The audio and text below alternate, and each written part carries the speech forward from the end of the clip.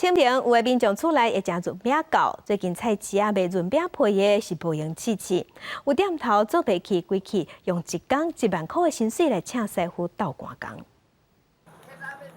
切润饼皮的手完全无时间休困，要赶伫清明进前做8、9万张润饼皮出来。家己关铺子果菜市场的润饼皮业者，各用1工1万的待遇，另外请师傅来斗3工。30块半，同齐开会就去做，爱做啊到清明节暗时做通宵，拢无休困。这太辛苦钱，这爱切几暝几日嘞。家己市的传统市场内底做润饼皮的业者嘛是无闲赶工，因为面粉的成本增加，所以今年价小拢加减有起。去年的话，我们是1斤150，但是今年的话就涨50块，就变成1斤200块，是真的是没办法，因为原物料、面粉之类的都是上涨。加一次都涨到200多块，我们只有涨20块，我们现在1斤只有180而已。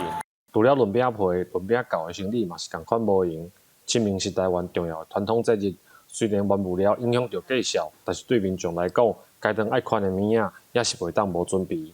记者林慧婷，家己报道。